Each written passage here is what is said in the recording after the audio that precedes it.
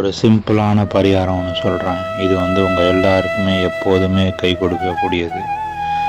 உங்களுக்கு ஒரு பிரச்சனைன்னு வச்சுக்குவோம். ஆஃபீஸ்லேயோ இல்லை வீட்லேயோ இல்லை யாரோ ஒரு மனுஷங்களோடையோ இல்லை ஒரு பிஸ்னஸ்லேயோ ஒரு ப்ராப்ளம் இருக்குது, உங்களால் சால்வ் பண்ண முடியல அப்படின்னு வச்சுக்குவோம். நீங்கள் என்ன பண்ணுங்க, இதுக்கு ஒரு சிம்பிளான பரிகாரம் அந்த பிரச்சனை சால்வ் ஆகிற வரைக்கும் டெய்லி பிள்ளையாருக்கு தேங்காய் உடைக்கிறது தான்.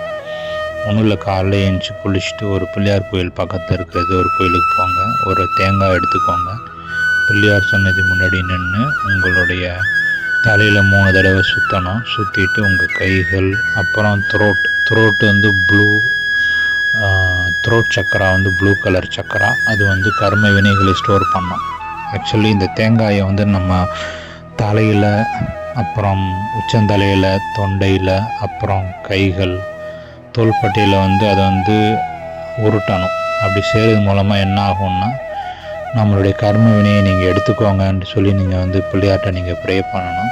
ப்ரே பண்ணிவிட்டு தலையை சுற்றிட்டு உங்கள் வலது கையால் தேங்காயை உடைச்சிடணும். அவ்வளோதான்.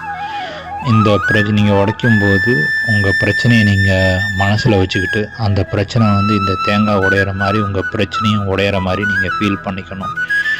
உங்களால் தீர்க்க முடியாத எந்த பிரச்சனையாக இருந்தாலும் இப்படி நீங்கள் செஞ்சீங்கன்னா கொஞ்சம் கொஞ்சமாக, சில பேருக்கு ஒரே நாளே ரிசல்ட் வந்திருக்கு. அப்படி இல்லாதவங்களுக்கு கொஞ்ச நாள், அது எத்தனை நாள் வேணால் ஆகலாம். அது சால்வ் ஆகிற வரைக்கும் டெய்லி நீங்கள் பிள்ளையார வேண்டிக்கிட்டு இது மாதிரி உடைச்சிட்டு வந்தீங்கன்னா உங்களுக்கு ஒரு வழி பிறக்கும். உங்கள் மூளையில் இதுக்குண்டான பதில்கள், உங்கள் பிரச்சனைக்குள்ள தீர்வுகள், நீங்கள் யோசிக்காததெல்லாம் யோசிப்பீங்க.